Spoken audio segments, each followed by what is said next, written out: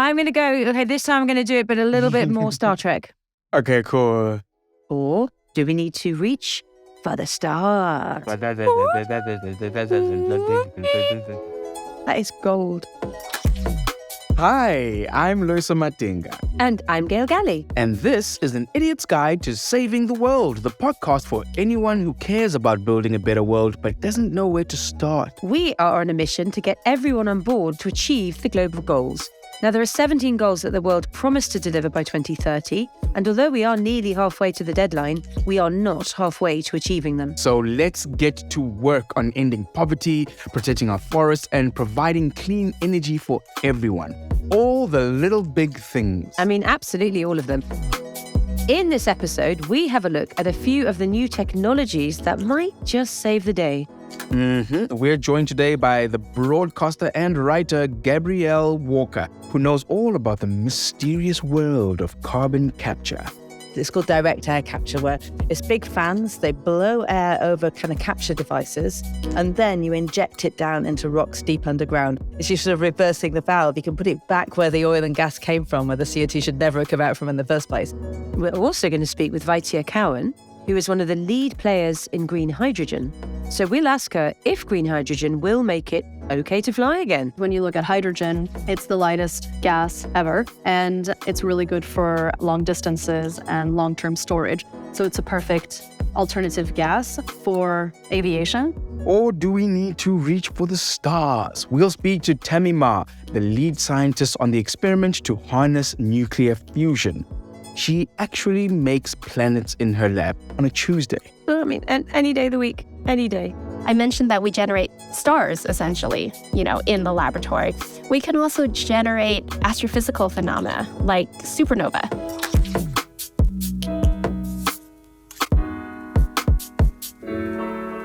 So in this episode, we are talking about clean energy and also innovation. So in a nutshell, is technology going to save the day? Are we going to have breakthroughs that mean we can have all the energy we want without polluting the atmosphere? I think this episode is about 15 years late for me because I come from a country where we have something that sounds very fancy called load shedding. Do you know load shedding, Gail? Load shedding, did you say? I heard something else. Yes, okay. It's not a polite way of saying that you're going to the loo, but we are in shit. We have rolling blackouts back home. We have scheduled rolling blackouts that we live by. Nothing makes a South African happier than the sound of the microwave beeping back to life. It's like a joyous, like your heart flutters when you hear beep. It's like, lights for 2 hours. But is that because you haven't got enough? It's complicated, but it's essentially just bad management. It's just like horrible management of energy. Well, we have plenty, but it's costing a fortune because of the conflict in Ukraine and rationing around Russian energy. Our energy prices have literally gone through the roof. I mean, we have not had a hot shower in our house for months now because my husband's insisting on keeping it down. Our daughter is putting herself up for adoption. It's mad. So we need to look at clean energy for all different reasons. So we're luckily today talking about fixing the energy problem. We are. And it's not just fixing it because we can't afford it or because it keeps running out in your country. We're fixing it for the future because the way we did used to produce energy and the way we rely on it now has just these terrible consequences of pollution and, extraction, as well as the carbon emissions. So not only does the energy of the future have to produce energy to feed 8 billion people's needs, but it also needs to do it in a way that is sustainable, like it's going to last and it's not going to mess up the planet. I'm looking forward to talking to people today because our people are coming with actual green solutions, the kind of solutions where we won't necessarily have to find more solutions for the solutions later, because we forget that we're living in the solutions that we had before, but now we're living in the problems from those solutions. And we need to start looking at the actual effects of the progress that we make and not just the positive sides of it. It's like, but what does it do negatively and is it worth it? And we're going to zoom in on 2 global goals at once. Number 7, clean energy, and number 9, industry and innovation. So what that means is we all need clean, affordable energy. And to make it a reality, we really need the innovation to get it right now, but also in the future. And the thing I'm so excited about in this episode, we're going to talk to 3 of the world's leading climate tech breakthrough pioneers who are all women. Yep. Get in. some of whom are talking about clean air travel, saying crazy words like that. Some of them are even crazier scientists who are making stars. And they're going to help us about this whole net zero situation and how we're going to make this green utopia that we're hoping for in the future. But the question really is like, who's going to be helping us clean up the mess we've already made? We have Gabrielle Walker coming up. So she has devoted all of her work to finding out how we can capture the dirty carbon in the air and keep it out of there. And to start with, I just wanted to ask her, what exactly does carbon capture mean?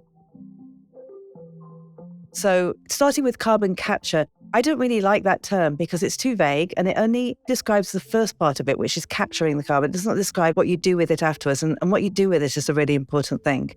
So what I'm actually working on, I call it carbon removals. Carbon removals, it's removing CO2 from the atmosphere in various different ways and putting it somewhere where it stays. And the miraculous thing about this is that there's so many places on Earth that you can actually store carbon. So you can store it in trees, you can store it in soils, you can store it in building materials, you can store it in rocks on the surface, you can put it into rocks underground, you can inject it into volcanoes. There's loads of ways that we can actually store the CO2 that we've been putting into the sky and actually clean up our own mess at the same time. It sounds so fun. It sounds like you're one of those 70s cook show hosts talking about all the fun you can have with broccoli. You know, you can put it in pies, you can put it in flats. That's why I love talking to you about this, because you just make it sound so accessible and common sense and obvious. You mentioned trees, and really would like your take on this, because there's been quite a recent debunk, hasn't there? A scandal that says all the carbon offsetting, there's another piece of jargon, the whole market of let's store carbon by protecting trees, planting trees, buying up pieces of land to restore, has just been sort of revealed to be hokey. Is that true? Or have we really messed that one up? Just zone in on trees for a second for us and help us understand. The thing that's gone wrong in the offsets and the trees is that there's been an attempt to sort of say, you know what, if that forest gets chopped down, it's going to put a load of CO2 in the air. So you can put your CO2 in the air if you protect the forest and stop it being chopped down. And then that's kind of an equivalent. So it's all right, you can carry on polluting. And that's kind of the principle of offsetting. And it's not a good principle, because what we should be doing is you stop polluting and we don't chop the forest down. It's not an either or. And this is where carbon removals comes in. It's a very different story. Because if you think about it, if I put a ton of CO2 in the air and I pay you not to put your ton of CO2 in the air, my ton is still there. I haven't neutralized it. I've just kind of shifted the problem onto you. But if I put a ton of CO2 in the air and I pay somebody to remove it, what goes up comes down, and you've neutralized your own emissions. This is a way that you can take responsibility for your own emissions. You reduce everything you possibly can, and anything you haven't reduced, you remove. And we can actually give the world a chance to heal. I want to stick on this exciting part of it, because we're always like hit by the negative of what, carbon emissions are. You only see, Michael Jackson's Earth song playing in your head and seeing the smoke and the death and everything. But it seems as if there is potential that is actually exciting about what we could do with carbon, and that it's not just this poison in the air, but it's actually a potential resource possibly. Can you talk more about those so we can be less bummed? I can certainly do that. But what I would say is there are solutions right across the board. People, when I talk to them about carbon removal, say, oh, do you mean trees, or do you mean fantastic machines that vacuum CO2 out of the sky? And it's kind of green versus chrome, nature versus tech. I don't really like that versus, because in fact, there's loads of different ways that you can do carbon removals, and most of them involve some combination of natural resources and human ingenuity. And I think, people who like machines go one way, people who like trees go the other way, and it misses out on everything that can happen in the middle. So you can take trees and turn them into building material, fantastic, gorgeous materials. Not old, heavy wood. It's cross-laminated timber. It can be bent in fantastic shapes. It's fireproof. It's a really wonderful material. And that's great because it does three things. It removes concrete, which is a very high emissions material. It stores carbon, and they are really gorgeous buildings. So that's a great way to do it. You can also do things like you can take the wood and you can burn it in the absence of oxygen, and you create something called biochar. It looks a bit like charcoal. If you put it on fields, it improves the quality of the soil. And it reduces the amount of watering that you need to do. It can reduce the amount of fertilizer that you need, but it also locks up the carbon. So if you can do that on fields around the world, then you've got something that can really go to scale. And then you can also do something, this is really clever, it's called enhanced weathering. Sorry for the technical term, but it's accelerating a natural process. Naturally, over thousands of years, rocks on the surface of the earth kind of gradually suck up CO2 and turn into different rocks. But if you grind them up really small and you spread them on fields, you accelerate that to just a few years. So if you spread that on fields, it takes minerals to the fields, it's good for the soil, and then you start to take up a lot of CO2. You can also do that in the ocean. So if you put that ground up rock into the ocean, you can actually do two things. One of them is you can take up CO2 in the seawater, and the other is that you actually combat something which is a side effect, a very bad side effect of climate change, which is ocean acidification. One of my favorites. It's not really very useful, but it is very shiny. There's this one group making what they call sky diamonds, where they're taking CO2 from the air and they're turning it into diamonds so that you don't have to mine them. Teeny tiny amounts of CO2 stored. But it shows you that you can do special things with carbon dioxide if you get more creative. So what about the big machines that we hear about, those big scale carbon capture machines? How do they capture it? How does that work? I mean, a lot of the carbon removals, the big scale ones, are kind of a bit like a kind of waste removal. It's called direct air capture, where it's big fans. They blow air over kind of capture devices, and then you inject it down into rocks deep underground. Either, I kind of like the poetry of this. It's you sort of reversing the valve. You can put it back where the oil and gas came from, where the CO2 should never have come out from in the first place. Or you can inject it into volcanoes, into volcanic rock, and then it just mineralizes within a year or two and turns into solid. So it's never going to come out. And I wanted to tell you about that one because I went to visit two incredible places. One was in Iceland, which is the first commercial scale attempt to do that. And I went to see the place where they were doing the capturing. And I also went to see the place where they were injecting it. And it looked so simple and so obvious. It was just a little hut and it was just an injection well, just like, and it was just so obvious. It's not complicated. It's not really fantastic or futuristic. It made me think, why aren't we doing this everywhere? And why haven't we been doing this all along? I mean, that's mind-blowing. Why is that not scaling like crazy? It should be. And I think, what it felt like. So I was there on my own. I went along and I saw this little hut and I touched it. And it felt like touching the first iPhone because it's so simple. It's so obvious. It's beautifully designed, but also they're going to be everywhere. They're going to have to be everywhere.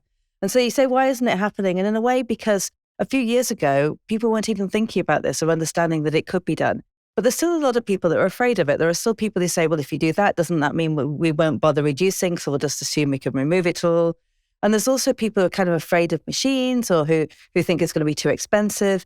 And I think back to when we were thinking about solar power and wind power, and people used to say, well, that's never going to happen at the scale that we need. It's way too expensive. And now it just feels obvious. Mm-hmm. And so I'm working on two things. I'm working with a not-for-profit called Rethinking Removals and also a for-profit company called Curate. And both of them are designed to try and help build this entire market, this entire industry, and take it from where it is now to where the iPhones are. I'm still stuck on this hut. In my head, I'm just like, what? The iPhone hut. Yeah. I mean, let's keep on the iPhone comparison. We think about the very, very early days of communication. It was only governments, and then it became switchboards, and then it became landlines, and that was thrilling, and then it became mobiles. And no doubt, within a few minutes, it'll just become kind of mind transfer. Can you see the hut in the not too distant future, maybe in our lifetimes, when it's almost a domestic thing, like solar panels have become? Part of the point about the huts is that you have to have somewhere where there's actual storage. You have to either have a place where you can inject underground where the geology is right or where there's volcanic activity. So most places, lots of places in Iceland can do it, but not necessarily in London. But there's lots of different carbon removal techniques that you can do in cities. So one way, of course, is to have more green spaces and to have more wooden building material. But I think there's going to be more and more of these kind of smaller scale technologies that can capture the CO2 and find somewhere to put it, even within cities. Solar power took 30 years to get from a kind of good idea to something that was actually scaled and low enough cost.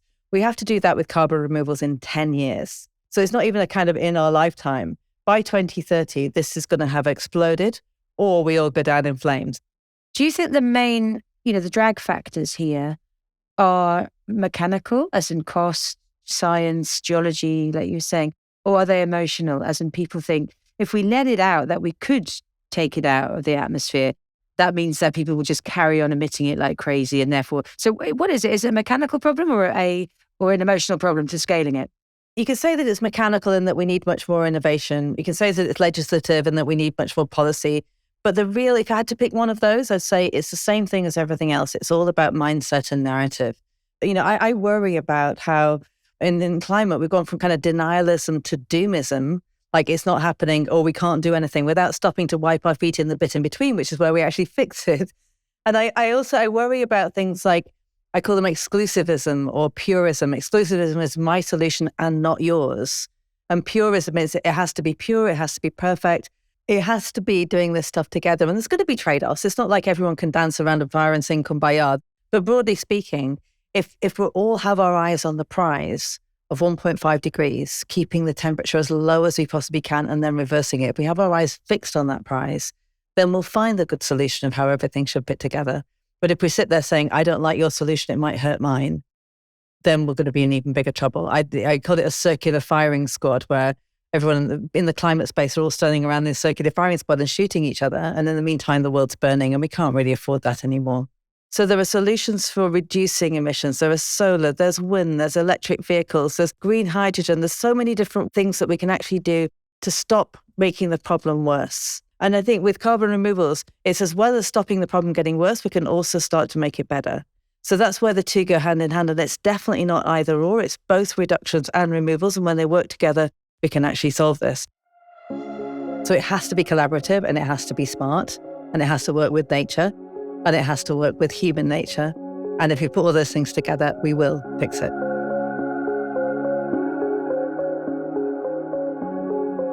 I mean, she's just so positive, isn't she? How does she do that? I mean, this is the big monster, the carbon. And she somehow still sees a world where we get this right, which is, if she sees positivity, I think we should all just get on board and do our bit. I've come across the circular firing squad narrative so often. And also for a while, I think carbon capture was seriously resisted because people feared that the emitters, the oil industry, all of us actually would stop worrying about our emissions because the giant hoovers are going to suck it up. Yeah. But I think what she's saying there is balanced, but it's both. We have to reduce and we have to remove. But she just sounds like it's super possible. I'd like to also introduce the idea of work with nature. I think a lot of the time we're trying to save nature like it's going to be the thing that's way over there, the thing that we're going to quickly go save and then come back to our normal lives. But it's like we're part of it. We're saving ourselves and nature. So we got to work with nature and our nature too.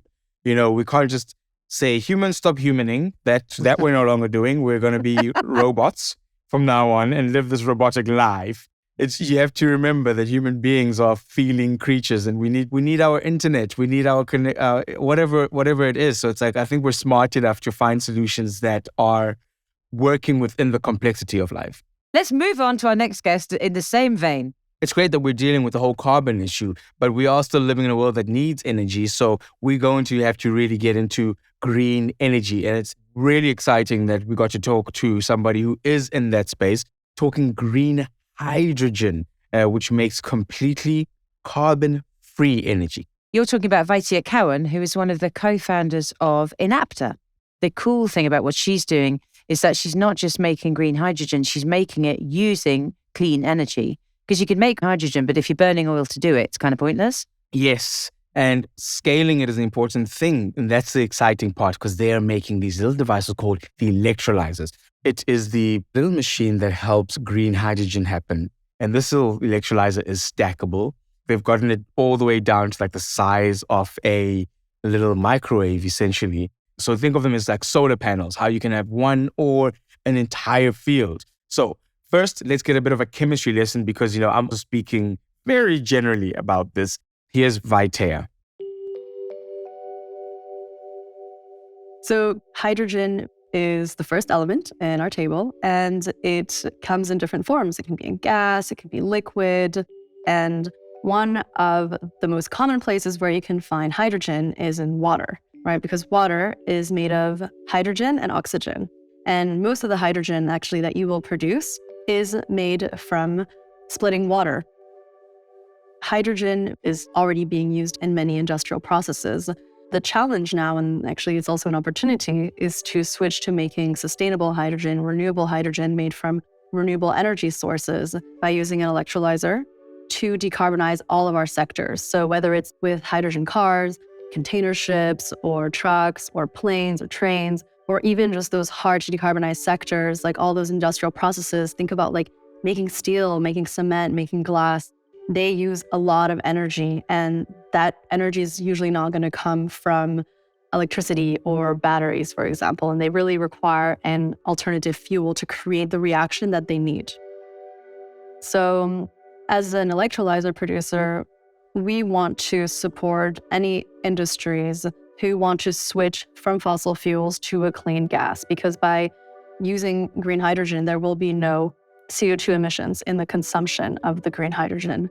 And we are even working towards actually reducing our own footprint in the production of our systems. So the factory that we are building in Germany will be completely powered by renewable electricity. And so that means that the carbon footprint of our products themselves will be zero. Sorry, I'm not as smart as I look. The glasses are, they don't even work. Doesn't it take a lot of energy though to get hydrogen, especially like if you're splitting water? It's literally called a hydrogen bond. And if I remember anything from high school, that is your strongest bond. So does that not take an immense amount of energy then? And where do we get that energy to get the hydrogen? So of course you will need electricity to create the green hydrogen if you're going to use electricity to split water into hydrogen and oxygen. So you will have energy consumption. And so anything you can electrify, you should electrify, right? If there's an application that can use a battery, then go for it. Yeah. However, there are applications that cannot be electrified. If you wanted to fly, for example, an 80-seater plane with a battery, batteries are really, really heavy. You would need a battery to fly the battery itself, and then you would need more batteries to fly people. It just wouldn't work, right? Because it just would be too heavy. Whereas when you look at hydrogen, it's the lightest gas ever, and it's really good for long distances and long-term storage. So it's a perfect alternative gas for aviation. Actually, this end of January 2023, there was a successful test flight of a hydrogen airplane. Wow. And it's fascinating when you think about the use of green hydrogen for aviation, because you think about, okay, so where are these planes going to be refueled? And so they're going to be refueled at the airport. And the hydrogen made from renewable electricity can be created at the airport or just nearby the airport. And so when you think about the supply chain of fuel for the airplanes, it's no longer coming from far, far away that probably had to go on a container ship, which emitted even CO2 on its way over to the airplane that will then emit again CO2 as it consumes the gas. But in this case, green hydrogen can be created on site, emitting no CO2 in its production. And then the plane itself can then fly emitting no CO2. And so what we're working on right now is mass producing our electrolyzer so that we can then bring down the cost of green hydrogen. Now, I've heard you on a few other talks mention these subsidies that the oil industry gets, and somehow these are affecting how competitive hydrogen is. Like, how would removing subsidies in oil have any effect on green hydrogen? I mean, I was just looking at the numbers, right? Because when you see how much subsidies are being allocated to fossil fuels, it always shocks me. From 2019 to 2020, the G20 countries and their development banks provided at least $55 billion per year for international public finance of oil, gas, and coal. Wow. So the fossil fuel finance is 2 times more than the support for clean energy, which averaged around only $29 billion per year. Okay. So there's a distortion in the market, and the prices of fossil fuels are artificially low. They're artificially low because there are either tax breaks on the consumption side or subsidies on the production side. And so it's not an equal level playing field because the prices of fossil fuels are artificially low, and then the price of green hydrogen looks high, but only because it's a fair price, but there's no fair competition between the two. So that's a big holdback, let's say. However, to bring in a bit of optimism to say, okay, yeah, it might look dire and it might look like we're so far, but actually, when you look at the hydrogen produced from our systems, And when you place them in Thailand, for example, where renewable electricity is abundant, and if you have a project that is producing more renewable electricity than it needs, then there's excess electricity. And this excess electricity would otherwise be wasted. And so when you're going to use this excess electricity to power the electrolyzers, then that cost of green hydrogen can actually be cheaper than the cost of fossil fuels. So there are places in the world where the cost of green hydrogen can already be cheaper than fossil fuels. Do you have a date in your head? Do you have a timeline where you go, now we are in the space where hydrogen is making the impact that it needs to make on CO2 and our energy needs? Are you guys working towards a save the world by 2030? Because that's our number currently here. Right. I think that by 2026, we're going to see a lot of change in the electrolyzer space. And that's when it's game on a global scale. So that would be the date where I think from 2026 to 2030, there's going to be this exponential growth. And it's going to be a really interesting space to keep an eye on. And Enapter is going to play a huge role in that.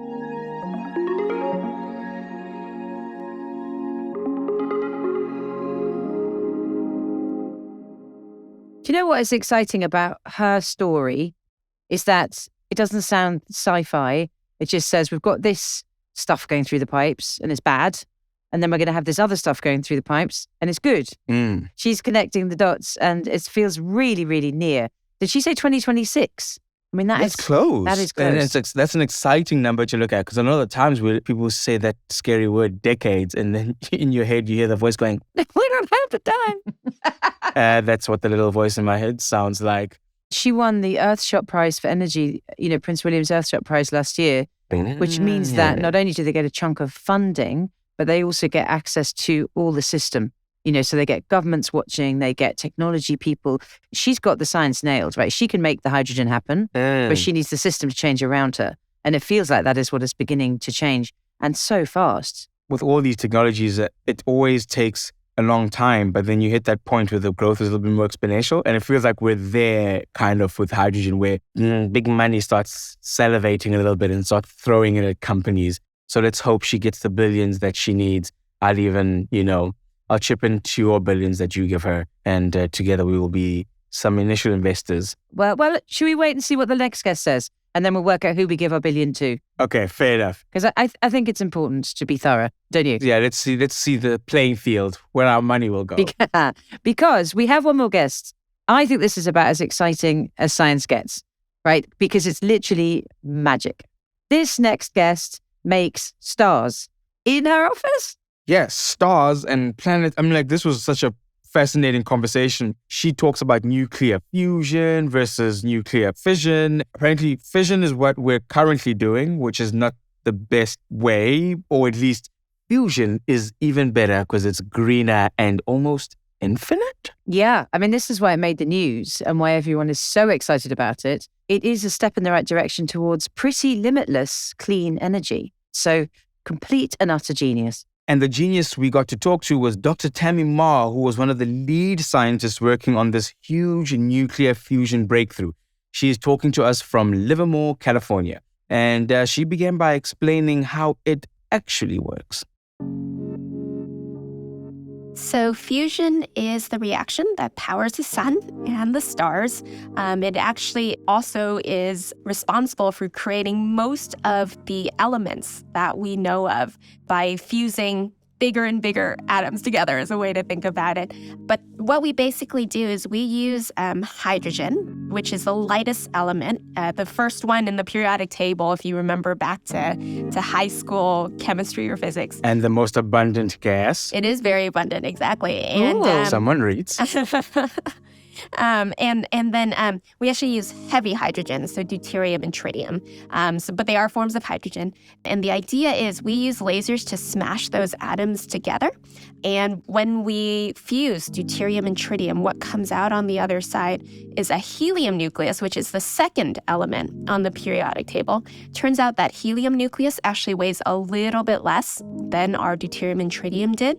And so that difference in mass goes into an equation we all know really, really well, actually, Einstein's equation, E equals mc squared, where m is that mass, and you're multiplying by c squared. C is the speed of light, which we know is an enormous number. And so even if it's just a tiny itty-bitty amount of mass, you get a huge amount of energy out. So what we are actually trying to do is demonstrate Einstein's equation in the laboratory. And with that, it's a very clean, potentially limitless energy source if we can harness it correctly. Top officials at the Department of Energy just announced a history-making scientific achievement, accomplishing, albeit briefly, a decades-long quest to harness fusion, the energy that powers the sun. This is one of the most impressive scientific feats of the century, and this is more than 60 years in the making.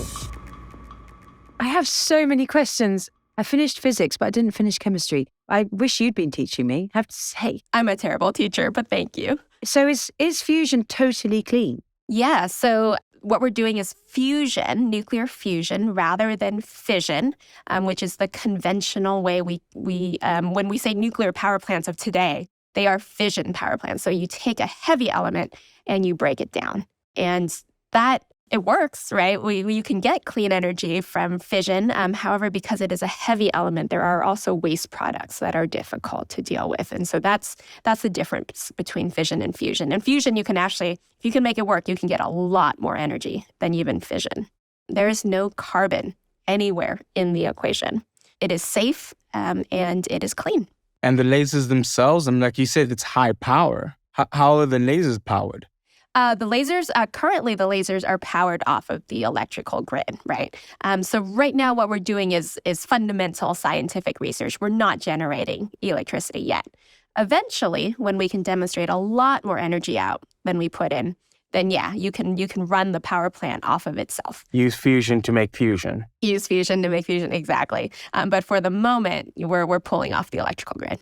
How long do you see this technology starting to be used on national grids? Because we're obviously running on the types of timelines where we're like, we need real solutions in the next 5-10 years.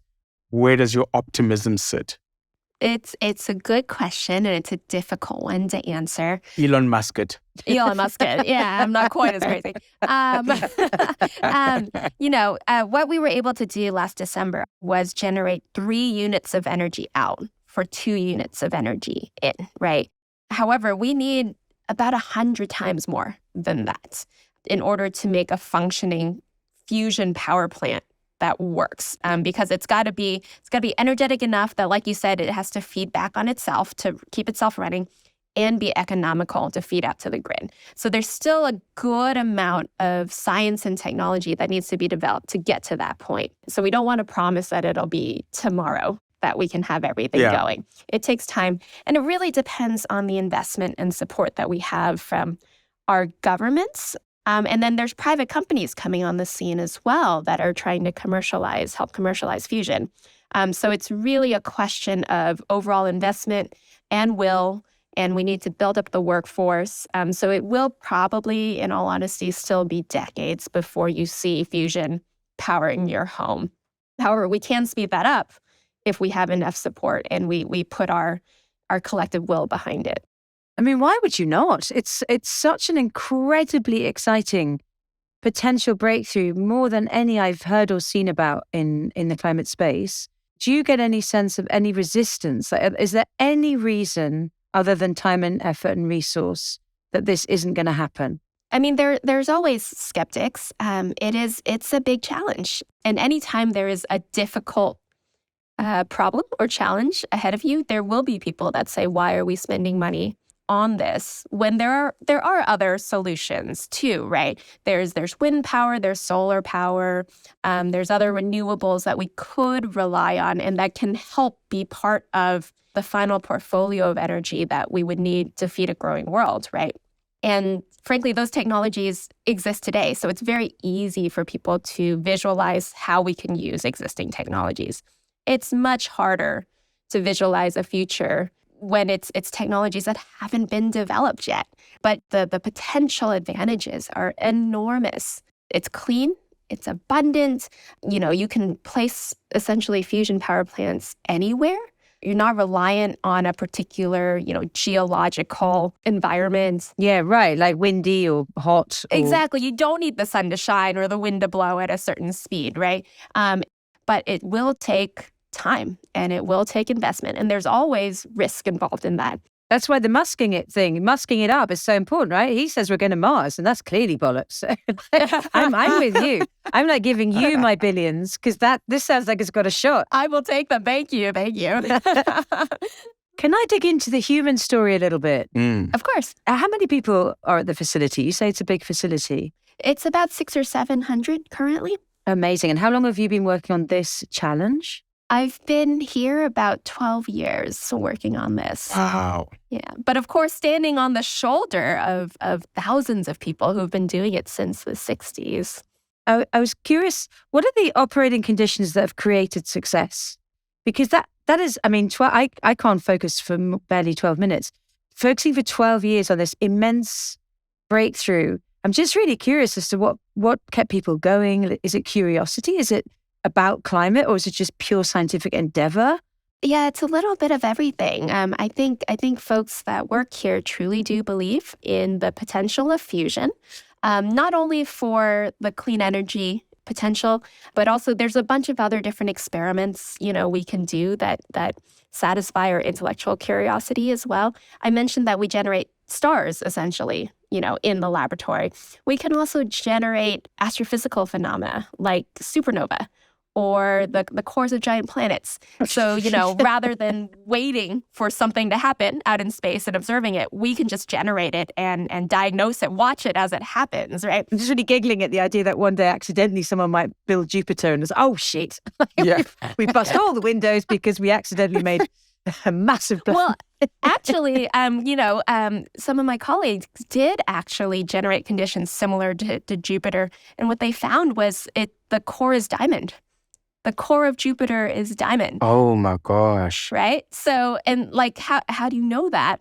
Because we did it in the laboratory. We could see the way the materials reacted similar to Jupiter. And so you can infer. Oh my God, you must have so much fun. Yeah, right, exactly. What should we make today? We're going to make Venus.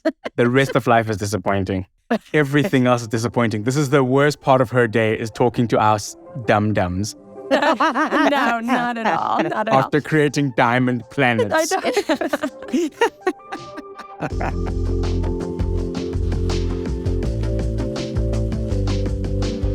I mean, she is so nice and so clever. I know I don't know, but what I do know is it's incredible what they're capable of doing, and it's amazing that we have this green technology that's going to possibly change the game. I mean, can you imagine? Don't you think, though, that this whole episode has given us the overarching narrative that we do have technologies to make clean energy, like the goal says, that can power the planet forever, which is brilliant. We just need to really work on people's mindsets and maybe, I think, speed it up. That's the other message I got. All of these things are doable if people set their mind to it and if we hurry up.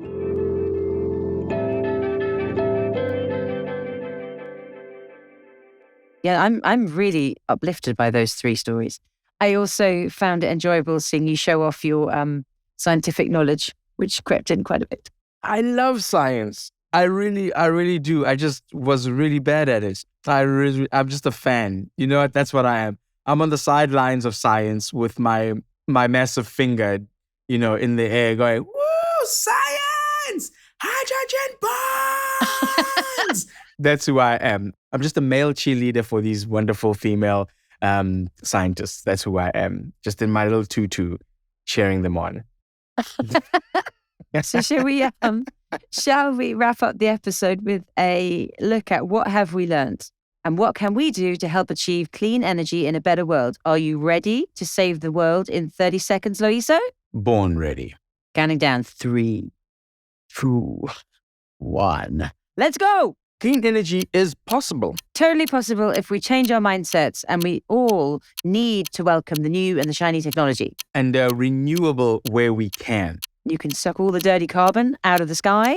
Don't think that means we should keep polluting, though. We got to do both. Take out and stop. Yep. if you see a petition against fossil fuel subsidies, now you know what they are, sign it. And Move to Iceland. I think Gabrielle said that. Can we all move to Iceland and live in a hut? I think it's build a hut. Well, time's up, and I think just on those notes alone, I think we're doing great. Yeah. But if you want to find out more, go to globalgoals.org and you can click on Goal 7 or Goal 9, where you'll find a whole load more great tips on how to get involved. I've been your co-host, Loyiso Matinga. And I've been Gail Galley. See you next time.